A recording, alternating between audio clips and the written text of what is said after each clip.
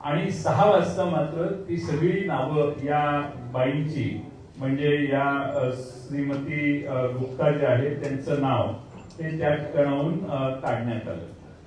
आमचा प्रश्न हा आहे की आपण न्यूज चॅनलच्या मार्फत एक बातमी दाखवता, दुपारी 3 वाजता या महिलेचे फोटो आणि एव्हिडन्स तुम्ही टेलिव्हिजनवर दाखवता, तर सकाळी दुपारी 3ला ती नावं असतात, 6ला ती नावं जातात. आमचा प्रश्न आम्ही निवडणूक आयोगाला विचारलेला आहे की ही नावं कोणी काढली, कोणी त्यावर तक्रार केली, तक्रार कधी करण्यात आली आणि कोणी स्थळ पाहणी केली आणि हे फोटो एकाच महिलेचे आहेत याचं व्हेरिफिकेशन करण्याच्या कोणी नावं काढली. आमचा दावा असा आहे आणि आमचा समज व्हायला लागलेला आहे की राज्य निवडणूक आयोग किंवा केंद्रीय निवडणूक आयोगाचा सर्व्हर हा महाराष्ट्रात दुसरा कोणीतरी चालवतो असा आमचा आता अनुभव व्हायला लागलेला आहे आणि दुसरा कोणीतरी परस्पर या मतदार याद्यांमध्ये नावं घालतो, मतदार याद्या उघड झाल्या की नावं काढतो. राज्य निवडणूक आयोग असो किंवा केंद्रीय निवडणूक आयोग यांच्या हातात काही नाही आहे, कुणीतरी बाहेरच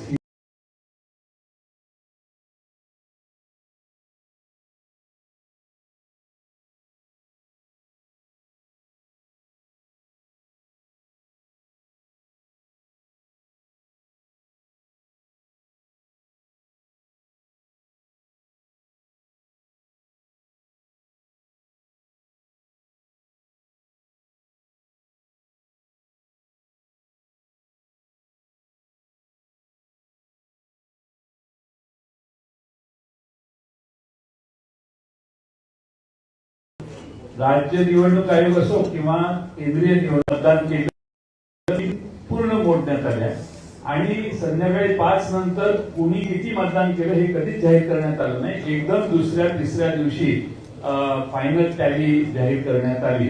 हे पारदर्शकतेच्या प्रक्रियेच्या विरोधात आहे आणि आम्ही विधानसभेला ज्या मतदार याद्या पाहिल्या, ज्या मतदान याद्यांनी हा निकाल आला त्याच मतदार याद्या जर स्थानिक स्वराज्य संस्थात वापरले जाणार असतील तर हा प्रचंड घोळ तसाच पुढे चालू राहतोय आणि म्हणून आम्ही राज्य निवडणूक आयोगाला आणि केंद्रीय निवडणूक आयोगाचे प्रतिनिधी सीओ यांना मागणी केली की या मतदार याद्या दुरुस्त केल्या पाहिजेत.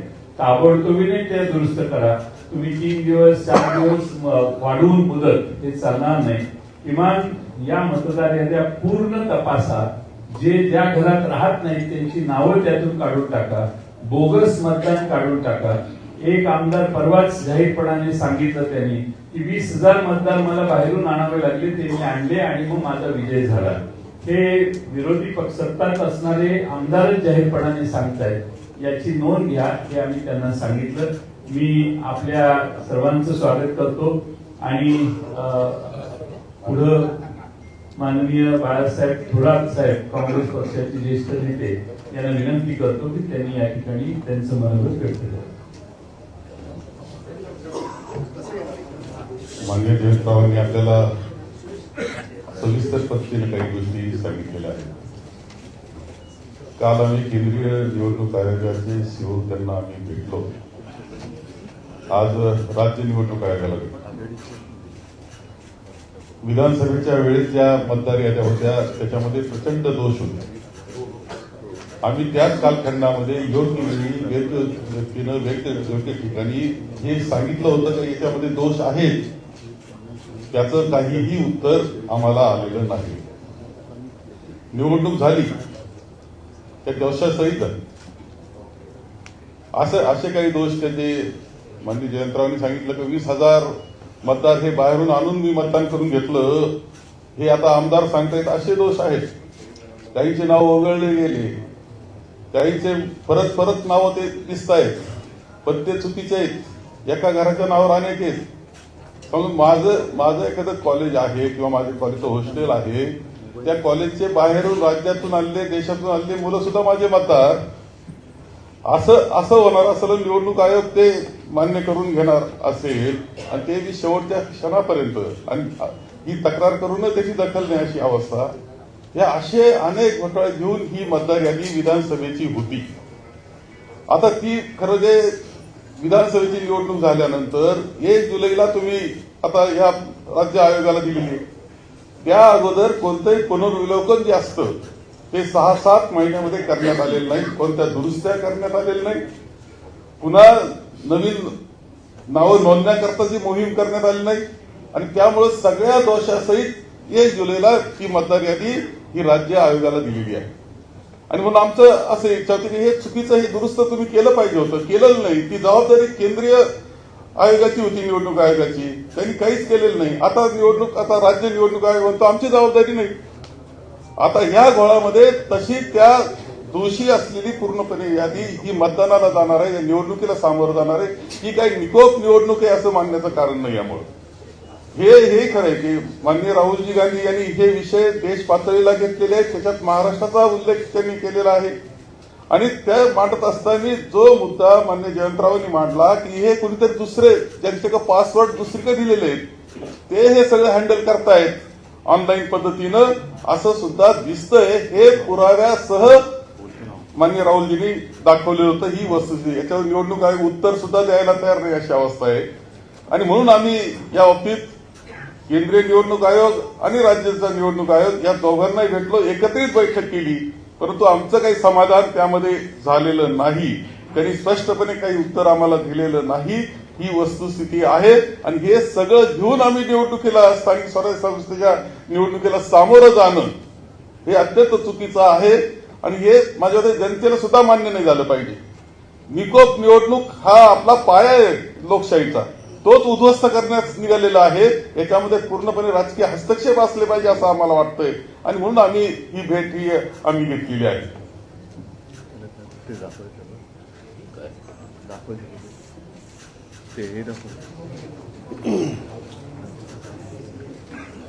नमस्कार. काल आम्ही केंद्रीय निवडणूक आयोगाच्या प्रतिनिधींना भेटलो आणि आज आम्ही राज्य आणि केंद्रीय निवडणूक आयोगाच्या प्रतिनिधींना दोघांनाही भेटलो. आता जयंतराव म्हणाले किंवा बाळासाहेब म्हणाले, मला अत्यंत महत्वाची एक गोष्ट आपल्यासमोर आणि महाराष्ट्राच्या जनतेसमोर मला ठेवायची आहे की निवडणूक ही गोष्ट म्हटल्यानंतर राजकीय पक्ष आले आणि निवडणुकांना मतदान करणारा महाराष्ट्रातला मतदार आला. निवडणूक आयोग ही फक्त निवडणुका घेतात, कंडक्ट करतात. परंतु राजकीय पक्ष हे निवडणुका लढवतात. आणि राजकीय पक्षांना जर समजा निवडणूक आयोग ज्या याद्या, मतदार याद्या आहेत, ह्या जर समजा दाखवतच नसेल तर मला असं वाटतं की पहिला घोळ इकडे आहे की आम्ही तुम्हाला याद्याच नाही दाखवणार. म्हणजे मी आता तुमच्याकडे 2024च्या निवडणुका व्हायच्या अगोदर आणि 2024च्या निवडणुका झाल्यानंतर अशा मी तुम्हाला 2 याद्या मी तुम्हाला फक्त आता दाखवणार आहे.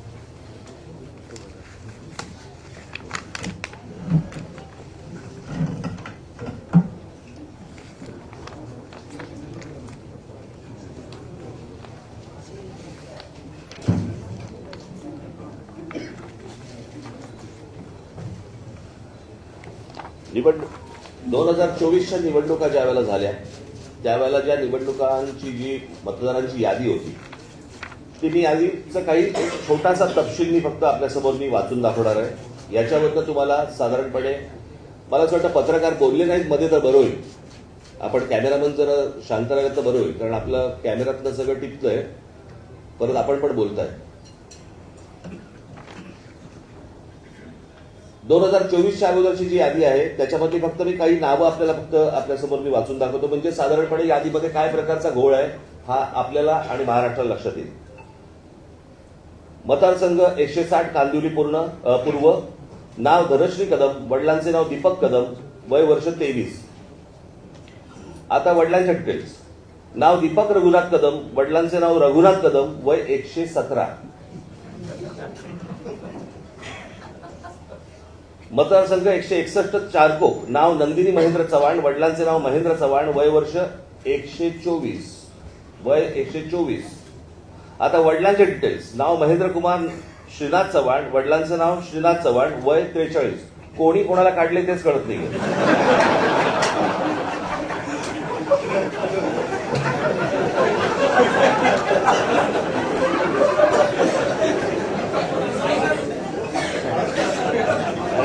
विषय गंभीर आहे.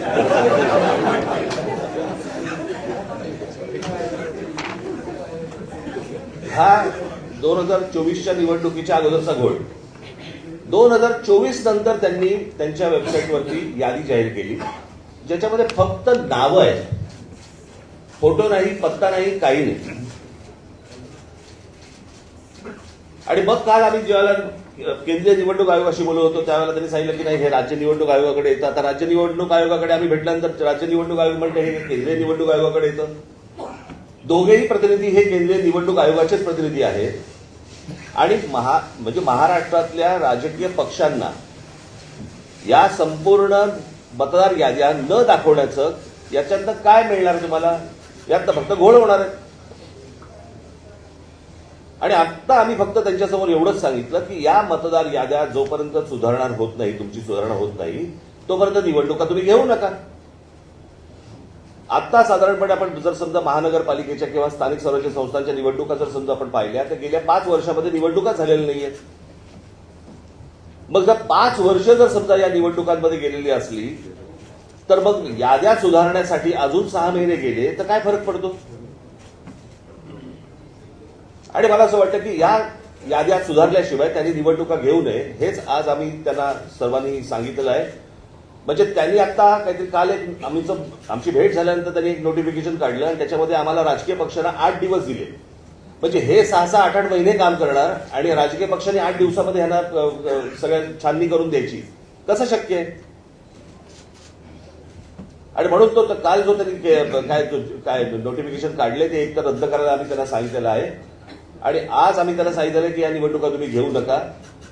उद्या ते काय याच्यावरती निर्णय करतायत हे आम्ही 1-2 दिवसात पाहू आणि त्याच्यानंतर मला असं वाटतं सर्व राजकीय पक्ष मिळून आम्ही एका निर्णयापर्यंत येऊ. तो निर्णय तुम्हाला अजून 2-3 दिवसांनी सांगू. ठीक आहे, धन्यवाद.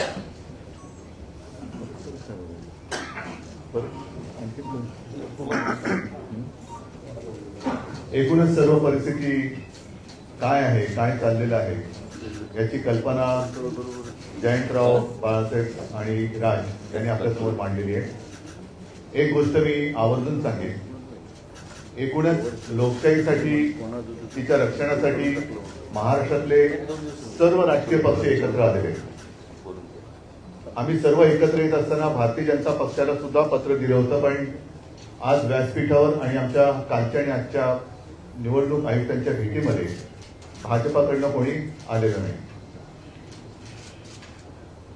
हा विषय जो आहे तो गेल्या विधानसभेपासून सगळ्यांच्या लक्षात यायला लागला आणि एका पत्राचा उल्लेख जयंतरावांकडनं राहिला, तो त्यांनी मला सांगितला.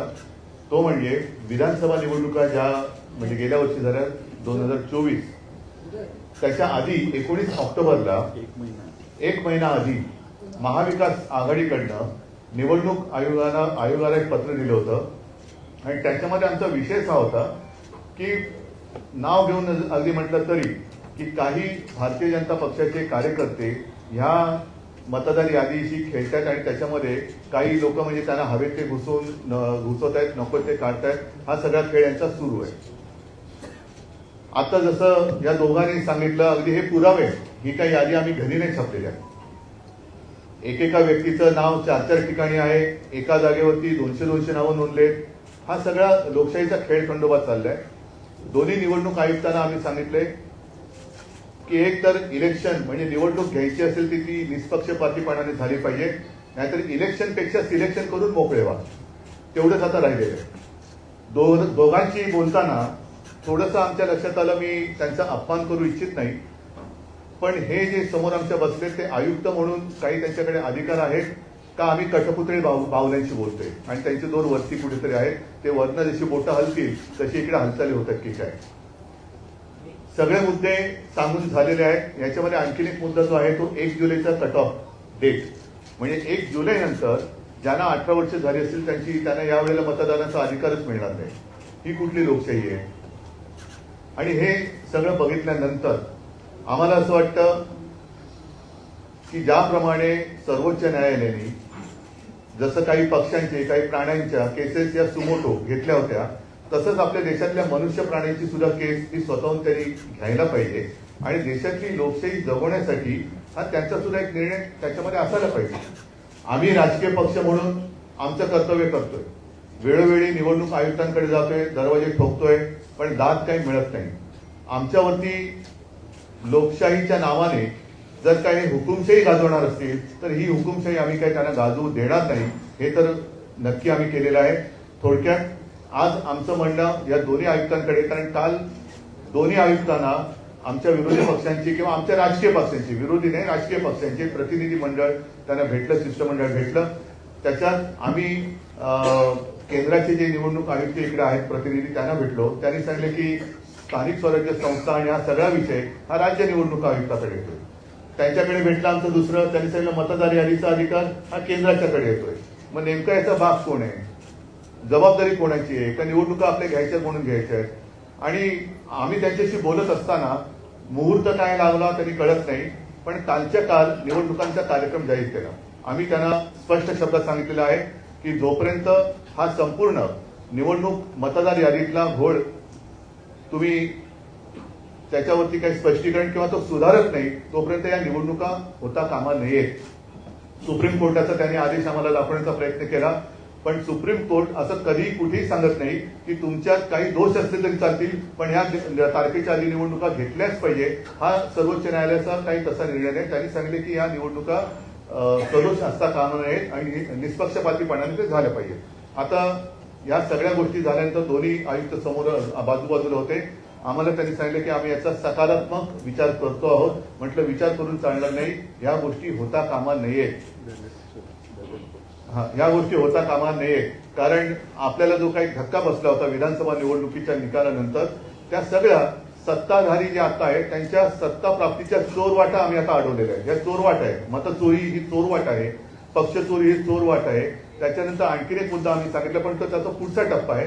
पहिली मतदारांची यादी ही निर्दोष असायला पाहिजे, व्यवस्थित असायला पाहिजे. म्हणजे 117 वर्ष आणखीन 124 वर्ष असे जर का लंबी उमरवाले मतदार असतील तर मला वाटतं जगातलं सगळ्यात चांगलं वातावरण, हवामान हे आपल्या देशात आहे. कारण इकडे लंबी आयु, दीर्घायुष्य भव म्हणतात ना, तसं झालेलं आहे.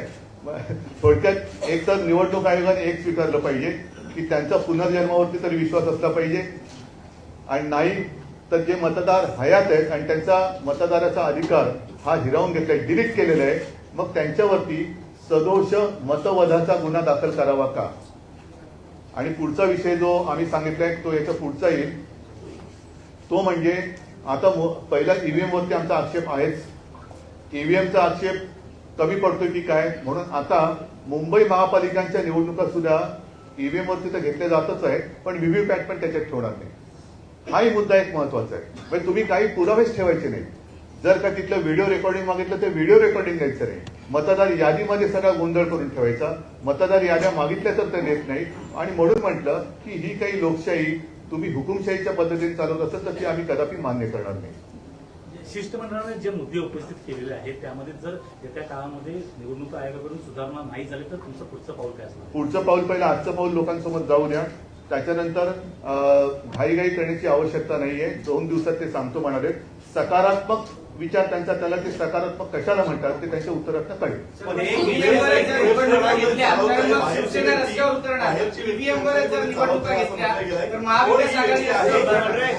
ही व्यक्ती कोण आहे आणि कोण काय वेबसाईट चालवते आरोप केलाय, कोण ही व्यक्ती आहे आणि कोणाशी संबंध? त्याच्यासाठी आम्ही महाविकास आघाडीकडनं अतिशय स्वच्छ आणि स्पष्ट शब्दात विधानसभा निवडणुकीच्या 1 महिना आधी पत्र दिले, ज्याचा मी आता उल्लेख केला ते. आता तुम्ही आधी तुमच्या पहिल्या प्रश्नाचं उत्तर देतो, जे जयंतरावांनी त्यांच्याकडे मांडलं ते. पहिली गोष्ट म्हणजे ज्या वेळेला तुमच्याच चॅनलवरती, तुमच्या चॅनलवरती ज्या वेळेला एक बातमी येते अशा प्रकारच्या खोट्या यादीची, आणि त्याच्यानंतर ती 6 वाजता गायब होते, ती 6 वाजता गायब होते का, त्याच्यावरती त्यांनी विचारलं की तुमच्याकडे कोणी तक्रार दिली का, काही दिली का. त्या संपूर्ण बातमीबद्दल किंवा त्या यादीबद्दल निवडणूक आयोगाला काहीच माहित नाही. केंद्रीय निवडणूक आयोग आणि राज्य निवडणूक आयोग ते म्हणाले की आम्हाला ह्यातलं काहीच माहित नाही. माहिती घेऊन सांगतो. ते म्हणाले आम्ही माहिती घेऊन सांगतो. आता प्रश्न असा आहे की त्यांच्या वेबसाईटवरनं गायब झाले, ज्या तुमच्या चॅनलवरती दाखवले गेले आहेत. मग जर समजा त्या चॅनलवरती दाखवल्यानंतर जर त्या याद्या गायब होत असतील आणि निवडणूक आयोगाला जर समजा ती गोष्ट माहिती नसेल, तर मग हे कोण करतंय, हे कोण काढतंय आणि कोण घालतंय, हा तो प्रश्न आहे. आणि ही गोष्ट त्यांना विचारली गेली, त्याच्यावरती ते बोलले की आम्ही चौकशी करून सांगतो. महाविकास आघाडीने विधानसभा निवडणुकीच्या 1 महिना आधी त्या पत्राला कुठलाही प्रतिसाद आयोगाकडनं मिळाला नाही असं तुमचं म्हणणं आहे. मग जर त्या पत्राला जर प्रतिसाद मिळाला नसेल तर आता तुम्ही सगळी एक्सरसाइज करताय, त्याला प्रतिसाद मिळाला कशावर? 12 ऑगस्टला आम्ही 19 ऑक्टोबरला हे पत्र कार्यालयात नेऊन दिलेलं आहे. केंद्रीय आणि त्यांना भेटलोही. आमचे प्रतिनिधी म्हणून जितेंद्र आव्हाडजी स्वतः जाऊन तिथं 2-3 जण जाऊन भेटले, त्यांना हातात दिलं, पण त्याचा कोणताही कॉग्निजन्स त्यांनी घेतला नाही. आणि केंद्रीय निवडणूक आयोगालाही हे पत्र पाठवण्यात आलेलं 1 महिना आधी विधानसभेच्या, आणि त्यात कॅटेगरिकली म्हटलेलं आहे की सोयीची नावं ठेवतायत, गैरसोयीची नावं काढतायत, खाली कार्यकर्त्यांना सूचना दिल्या आहेत, हिरव्या पेनाने टिक करा, सोयीची असतील ती, गैरसोयीची असतील ती लाल पेनाने टिक करा, लाल पेनाची नावं उडवण्याचा कार्यक्रम झाला. हे आम्ही सर्रासपणाने आधी 1 महिना आधी त्यांना, कारण हे चाललं होतं ग्रासरूट लेवलला आणि कुणीतरी हे मॉनिटर करत होतं, हे कळत होतं आम्हाला, म्हणून आम्ही तक्रार केली. पण निवडणूक आयोगाने कोणता प्रतिसाद दिला नाही. निवडणूक आयोगाची स्टाईल अशी आहे की कोणी कुठल्याही राजकीय पक्षाने तक्रार करायची, ती त्यांना बाजूला गुंडाळून ठेवण्याची त्यांची प्रथा दिसते. आता हे महाराष्ट्रात चालू देणं शक्य होणार नाही, कारण प्रत्येक वेळेला या अशा कृतीने सगळ्या कृत्या अशा करायच्या आणि निवडणुका वेगळ्या दिशेने न्यायच्या, असा महाराष्ट्रातल्या जनतेला वाटतंय. आणि म्हणून त्याच्यासाठी आम्ही एकत्रितपणानं आपल्याला निवडणूक आयोगाला सगळी माहिती दिलेली आहे. माझ्याकडे हे सगळे पुरावे आहेत. घर डॅश आहे, 0 नंबर आहे. एक मिनिट जयंत, ती फक्त यादी एकदा वाचून बघा, एका घरात किती. आता फोटो मगाची तुम्ही दाखवलीत ना, त्या माहिती हातात बाकी. हे जरा आपण ऐका. आता ही सुषमा गुप्ता, नालासोपारा मतदारसंघ, या बाईचं नाव दुपारी 3ला होतं, 6ला गेलं. कुणी काढलं हा प्रश्न आम्ही विचारला. 12 ऑगस्टला झालेली ती घटना आहे, पण अद्यापर्यंत त्यांना माहित नाही की हे त्यांनी साधी चौकशी केली नाही निवडणूक आयोगाने की हे का झालं, कसं काढलं, कुणी काढलं. हे मुरबाड मतदारसंघात मतदार घराच्या पुढं नुसता डॅश लिहिलाय, घर क्रमांक नाही, नुसता डॅश असणारी 400 मतं आहेत. दुसरं पुढं त्यांनी त्याच पद्धतीने पुणे कॅन्टोन्मेंट मध्ये एका याच्यात 869 घर आहे, 869 मतदार आहेत एकाच ठिकाणी, याची तक्रार केली आम्ही. मध्य नाशिक मध्ये 813 मतं आहेत. हे सगळे पुरावे आहेत ना याला जोडलेले, असं मोकळं बोलत नाही, विथ एव्हिडन्स आहे. 813 3829 नाशिक मध्य मतदारसंघातलं घर आहे. त्या घराचा नंबर आहे 3829 आणि 813 वोटर्स हे एका घरात दाखवण्यात आलेले आहेत. बडनेराला 0 क्रमांक, घर क्रमांक 0 असे 0 मतदार असणारे, मगाशी मी आकडा सांगितला तेवढे हे आहेत, एव्हिडन्सेस आहेत आमच्याकडं. असं नाही की हवेत बोलतोय. त्यामुळे काही मी ऐकलं. आता याच्यात विशेषतः अशोक पवार यांचा जो मतदारसंघ आहे शिरूरचा, त्यांना केसनन गावात त्यांनी काही ऑब्जेक्शन घेतले. ऑब्जेक्शन घेतल्यानंतर घर क्रमांक 1च असणारे 188, एकाच घरात 188 मतदार आहेत आणि ते घरच नाही आहे त्या गावात. आणि तसं लिहून त्यांनी लेखी तक्रार केल्यावर तिथल्या निवडणूक प्रतिनिधींनी सांगितलं की त्या मतदारांची प्रायव्हसी डिस्टर्ब होते आणि म्हणून आम्ही तुम्हाला ही माहिती देऊ शकत नाही. त्याच्यामध्ये शेवटी कायदा जो आहे तो कायदा काय सांगतो, कायदा त्यांनी असं लिहिलेलं आहे की मतदार यादीत समाविष्ट करण्यात आलेल्या मतदारांची माहिती गोपनीय स्वरूपाची आहे. त्यामुळे सदर मतदारांची माहिती ही व्यक्तिगत माहिती आहे. सदर कागदपत्रांची माहिती इतरत्र प्रसिद्ध होऊ नये या कारणाने संबंधित मतदारांची परवानगी शिवाय आपणास उपरोक्त माहिती पुरवता येत नाही. आता कायदा आहे, कायद्यामध्ये काय म्हटलंय, आम्ही तो कायदाही दाखवला निवडणूक आयोगाला. साधारणपणे 32 नंबरचा कायदा आहे की कुणी कुठलाही हे मागितला, कुणी कुठलाही हे मागितला तर तो ती माहिती आणि ते डॉक्युमेंट्स कोणत्या आधारावर रजिस्ट्रेशन झालं, कोणत्या आधारावर हे देण्यासाठी कलम 32 आहे. त्यामध्ये स्पष्टपणाने म्हटलेलं आहे की तुम्हाला ही माहिती द्यावी लागेल. हा नियम कायदा आम्हीच निवडणूक आयोगाला आता कायदे सांगतोय, त्यांचे हे कायदे ज्याप्रमाणे ते देऊ शकतात. पण त्यांना दिलेलं उत्तर अशोक पवार यांना की त्याची प्रायव्हसी, आम्ही काय त्याचे खाजगी गोष्टी मागत नाही, त्याने जे निवडणूक आयोगाला सबमिट केलंय मतदार होण्यासाठी तेवढीच माहिती मागतोय आणि ती देणं आवश्यक आहे असं निवडणूक आयोगाच्या निवडणुकीच्या कायद्यात लिहिलेलं आहे. एक मिनिट येतोय आवाज. एक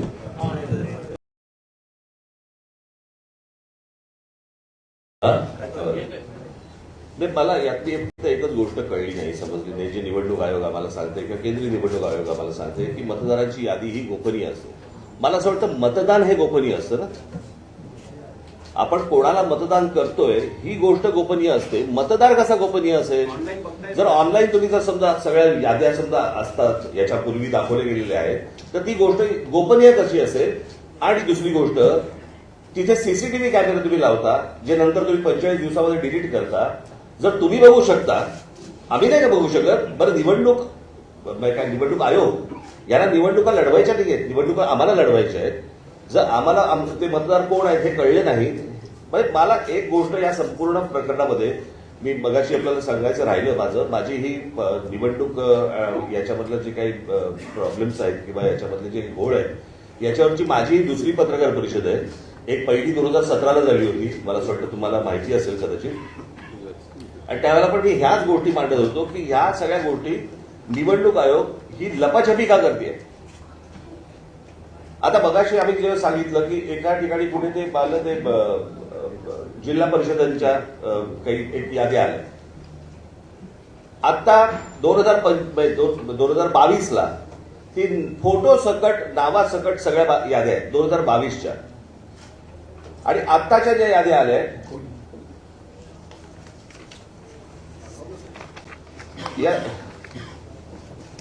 या 2022च्या याद्या आहेत,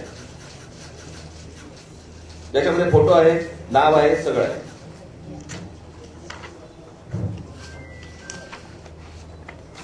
या आता जिल्हा परिषदेच्या 2025च्या याद्या आल्या ज्याच्यामध्ये फोटो काढून टाकले. हे सगळं निवडणूक आयोग स्वतः करतंय. हे का करतंय? जर समजा पारदर्शकता समजा ते आणतायत असं म्हणतायत किंवा आहे असं म्हणतायत जर निवडणुकांच्या प्रोसेसमध्ये, तर मग ह्या सगळ्या गोष्टी हे का करतायत आणि कशासाठी हा घोळ घालतायत? काय बोल ना. देवांग दवे या व्यक्तीचा एक उल्लेख या वरच्या चर्चेमध्ये करण्यात आलाय. हा जो सगळा घोळ आहे याच्यावरचा जो अभ्यास आहे त्याच्या मागे ह्या देवांग दवेचा काही हात आहे का?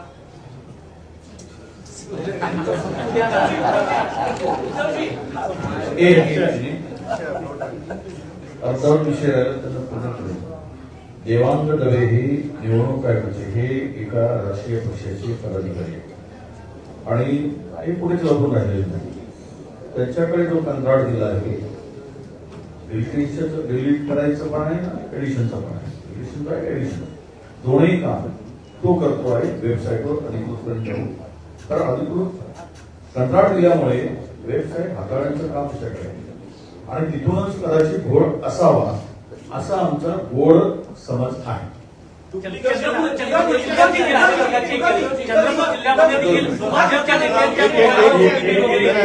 चंद्रपूरमध्ये राजुरा मतदारसंघात अजूनही गुन्हा दाखल झालेला नाही.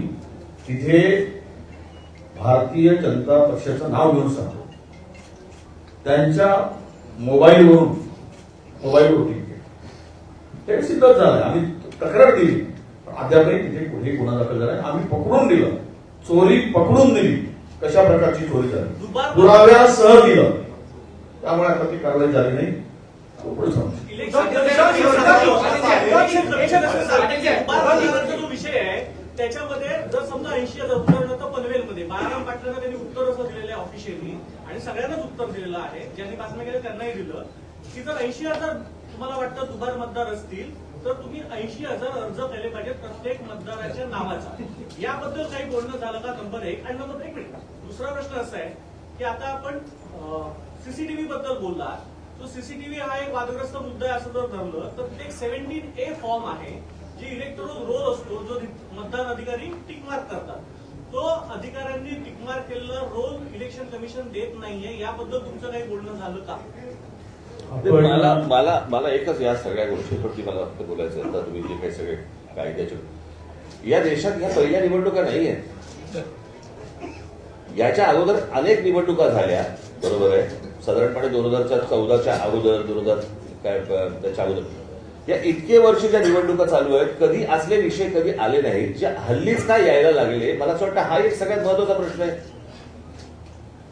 की आता हे फॉर्म भरून मग तिकडे आता किती ते पैसे द्यायचे तर 2 रुपये प्रत्येक पानाला 2 रुपये द्यायचे आणि मग आम्ही पानं घ्यायची. पण त्याच्यात पण कमाई. टेक्निकल ग्राउंड्सवर इलेक्शन कमिशन स्टँड करतं त्याबद्दलचं म्हणणं विचारलं. 17A मागणारे अनेक उमेदवार आहेत. अनेक उमेदवारांनी 17A मागून देखील निवडणूक आयोग ते देत नाही. आता एक उदाहरण सांगतो की कोरेगाव विधानसभा मतदारसंघात शशिकांत शिंदे साहेबांनी विधानसभेच्या आधी अपील केलं. कलेक्टरने निर्णय दिला की ही 1,500 मतं आपण यादीत घ्या. तरी खालच्या अधिकाऱ्याने ती अपील मान्य झाल्यावर देखील त्यांची मतदार यादीत नावं समाविष्ट झाली नाही.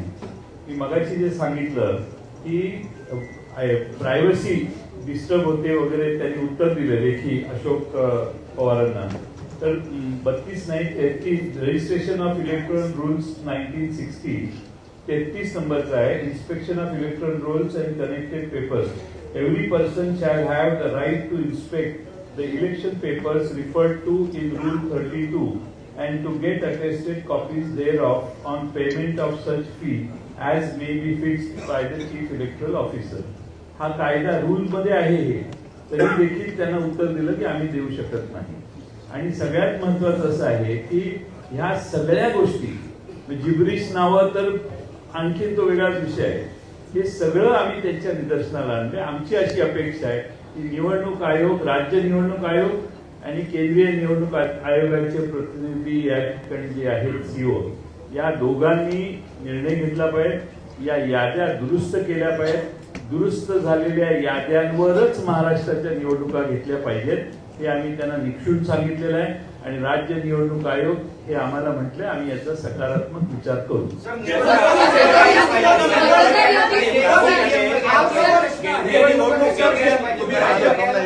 तुम्ही राज्य निवडणूक आयोगाला घेतल्या तर मग भूमिका काय असणार? बघून आधी पहिल्या याद्यात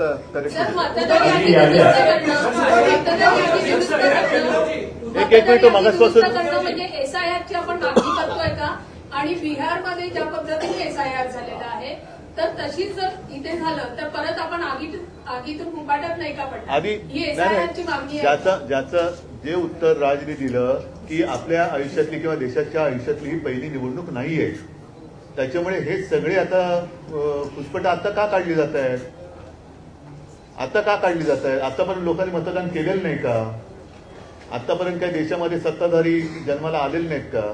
तर आता हा जो काही खेळ चाललेला आहे हा सरळ सगळा हा खोटा कारभार चाललेला आहे. आणि म्हणून मला असं वाटतं आम्ही त्यांना जे काय सांगितले की जोपर्यंत ह्या याद्यांमध्ये सुधारणा होत नाही तोपर्यंत निवडणुका घेऊ नये.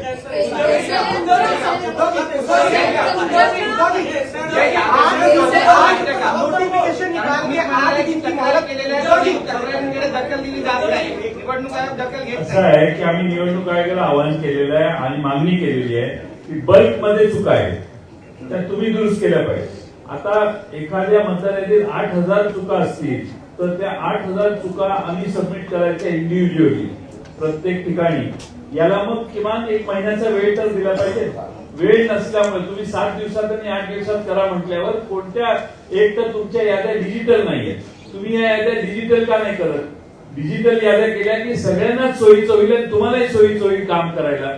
या याद्या डिजिटल न करण्यामागे एक षडयंत्र असं आहे की या याद्या प्रिंट करणं, टाईप करणं, त्या पुन्हा त्याची कॉपी काढणं, त्याचं मग कंपॅरिझन करणं, मग त्याच्यात दुबार मतं काढणं, या चुका काढणं हे शक्य नव्हतं. आम्ही मॅन्युअली हे सगळं काम केलेलं आहे. महाराष्ट्रातल्या 288 मतदारसंघात गेल्या 2-2.5-3 महिने काम करून आम्ही बऱ्याच गोष्टी काढलेल्या आहेत.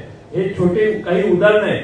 आणखी उदाहरणं आम्ही देऊ शकतो. आम्ही वाट बघतोय निवडणूक आयोग काय करणार आहे.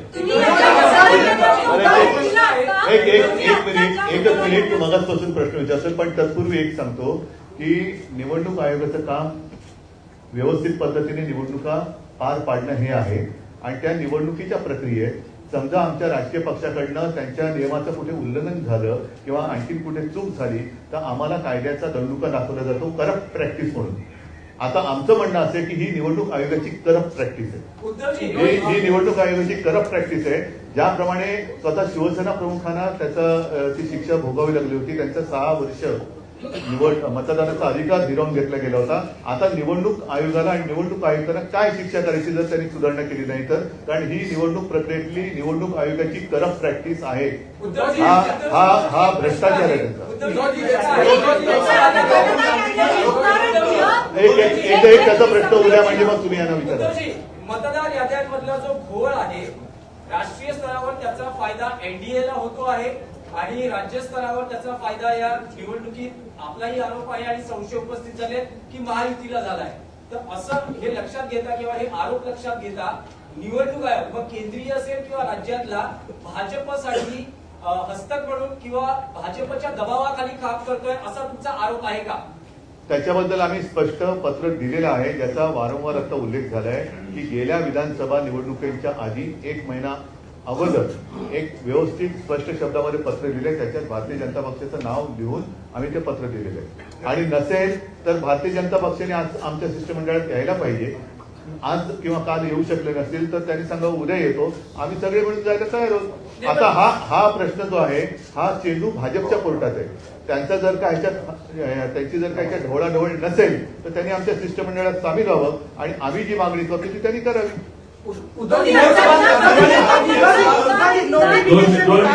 तुम्ही एक काम करता, एक मिनिट माफ करा, तुम्ही फक्त हात वरती करा, आम्ही सांगू कोणाला बोलायचं. कलकलाट करण्यापेक्षा ना तुम्ही फक्त हात वरती करा, आम्ही फक्त सांगतो की बाबा तू बोल तू बोल तू बोल एवढं. आता बोल. तुम्ही ज्या मतदार याद्यांचं आता उदाहरण दिलं की ह्याच्यात ऑब्जेक्शन आहेत, अशा किती कॉन्स्टिट्युएन्सीचे ऑब्जेक्शन तुम्ही आता सबमिट केले आहेत? आम्ही आता काही प्रमुख कॉन्स्टिट्युएन्सीची उदाहरणं दिलेली आहेत. महाराष्ट्रातल्या प्रत्येक मतदारसंघात हे काम चालू आहे. स्थानिक दृष्ट्या त्याची ऑब्जेक्शन सबमिट होतील, परंतु बल्कमध्ये हे झालेलं आहे, फ्रॉड आहे हा असं आम्हाला वाटायला लागले. तर ते निवडणूक आयोगाने पुढाकार घ्यावा ना. आम्ही 2 हे असतात, एक म्हणजे फोटो आयडेंटिटी सेम आहे असे बघून ते नावं बाजूला काढता येतात, त्याचं एक वेगळं सॉफ्टवेअर आहे. नावं एकत्रित करून सगळी नावं कम्पेअर करून ती डुप्लिकेट झाली असतील तर ती नावं बाजूला काढायला सॉफ्टवेअर आहे. ही सॉफ्टवेअर 2019च्या निवडणुकीच्या आधी वापरलं जायचं, पण दुर्दैवाने 2022-23 नंतर हे वापरलंच नाही. तर आम्ही त्यांना कालच विनंती केली की हे सॉफ्टवेअर वापरा आणि हे डुप्लिकेशन जे आहे ते काढून टाका. त्यांनी केलं पाहिजे. एकच मी सांगतो, आमच्या लोकांनी त्या ठिकाणी जे ऑफिसर आहेत, अधिकारी आहेत, त्यांच्या हरकती घेतलेल्या आहेत, पण ते सरळ सरळ सांगतात की आमच्या राज्य निवडणूक आयोगाला आम्हाला ह्या अधिकार किंवा आम्ही हरकती घेण्यामध्ये कुठल्याही प्रकारचा आम्ही काही हस्तक्षेप करू शकत नाही. हा फार मोठा गंभीर ठिकाणी प्रश्न निर्माण झालेला आहे. जर बोगस नावं दाखवली तर त्या बोगस नावाच्या संदर्भात हरकत घेतल्यानंतर त्याची चौकशी करायला पाहिजे. ते सरळ हरकती करतात प्रांत किंवा तिथल्या निवडणूक अधिकारी. आता आम्ही प्रत्येक पक्षाने त्या कार्यकर्त्यांना आपापल्या ठिकाणचे सर्वेक्षण करून जी बोगस नावं आहेत ती काढून तुम्ही म्हणाला त्या प्रश्नाने आम्ही राज्यावर गोळा करणार आणि निवडणूक आयोगाला देणार. त्याला आम्हाला वेळ पाहिजे. एक असं आहे, 2 मिनिटं. एकच असं आहे की त्यांच्याकडे वेगळे टूल आहेत, डाटा मॅचिंग सिस्टीम, AI आधारित टूल्स आहेत, डिजिटल ऍप्स आहेत, असे आहेत, ते वापरावे. आणि सगळ्यात महत्वाचं मला आपल्या मार्फत आवाहन करायचंय, आम्हाला निवडणूक आयोगाकडून उत्तर पाहिजे. भारतीय जनता पक्षाच्या विरोधी ही आमची हे नाही आहे, त्यामुळे त्यांच्या प्रवक्त्यांनी आम्हाला उत्तर देणं अभिप्रेत नाहीये. आम्हाला निवडणूक आयोगाने उत्तर द्यावं. आम्ही निवडणूक आयोगाकडे गेलोय, नाहीतर तासाभरात तुम्ही जाल दुसरीकडे आणि याला उत्तर मागाल. आम्ही त्याला बोलवलेलं होतं आणि त्यांनाही त्रास कदाचित होत असेल तर देत नाही. निवडणूक आयोगाने स्पष्ट म्हणणं आहे. मला एकच मिनिट मला असं वाटतं मी थोडंसं काय हे प्रश्न संपणार नाही.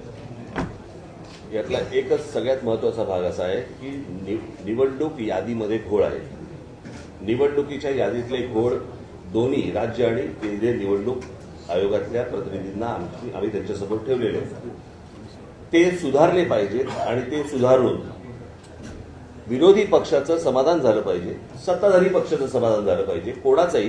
परंतु जे निवडणुका लढवतात, मला असं वाटतं त्या राजकीय पक्षाचं समाधान झाल्याशिवाय त्यांनी निवडणुका घेऊ नयेत. आणि ही अत्यंत आमची रास्त मागणी आहे, याच्यात काहीच गैर नाहीये. मला असं वाटतं निवडणूक आयोगाने या गोष्टींचा विचार करावा. त्याच्यामध्ये इतर वेगवेगळे कायदे आणूच नाहीत. सोपी गोष्ट आहे ना ही. ह्याच्यामध्ये काही कॉम्प्लिकेटेड असण्याचं काही कारणच नाहीये. आम्ही काही क्लिष्ट काही विषय बोलतच नाही आहोत की बाबा आम्ही मतदार याद्या दाखवलेल्या आहेत, मतदार याद्यांमध्ये बाबा घोळ आहे. थांबा ना, मी पण आलो पहिला. मतदार याद्यांमध्ये घोळ आहेत आणि मतदार याद्यांमधले घोळ त्यांच्यासमोर ठेवल्यानंतर मला असं वाटतं की ते आणि राजकीय पक्ष यांनी मिळून या याद्या सुधारल्या पाहिजेत आणि याद्या सुधारूनच निवडणुकांना सामोरं गेलं पाहिजे.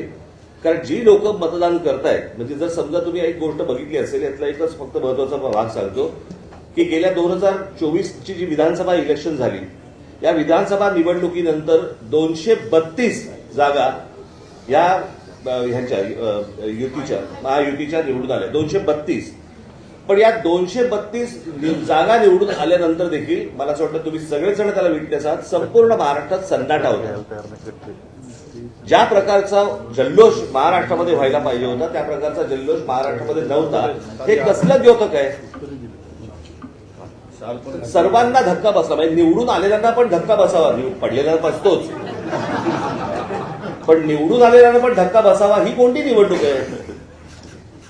तर मला असं वाटतं की हा अतिशय सोपा विषय आहे.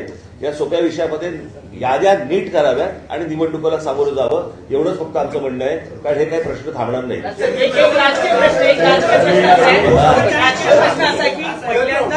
निवडणूक आयोगाच्या निमित्तानं तुम्ही महाविकास आघाडी बरोबर दिसता आहात, तर मला असं वाटतं मी 2017ला पण दिसलो होतो. सर्वांनाच बोलवलं. प्रश्न असा मी तुम्हाला एकच गोष्ट सांगतो. ते असेल किंवा नसेल तो विषय नाहीये. प्रश्न असा आहे की या सगळ्या याच्यामध्ये एक गोष्ट लक्षात घ्या, आता निवडणूक होणार कशी होणार हे महत्वाचं आहे. कोणाबरोबर होणार हा आत्ताचा विषयच नाही. आणि ही तुमच्या जर लक्षात असेल, कदाचित त्यावेळेस पत्रकार परिषदेवर जर समजा तुम्ही असाल, तर 2017ला पण मी हेच बोलत होतो. तेव्हा पण होती तेव्हा पण होती खरं तर याच्यामध्ये त्यावेळेला अजित पवार पण होते. त्यावेळेला यायला पाहिजे होतं आज, आणि त्यावेळेला ते तावाने बोलत पण होते, ते सांगत पण होते त्या सगळ्या गोष्टी. असं धन्यवाद.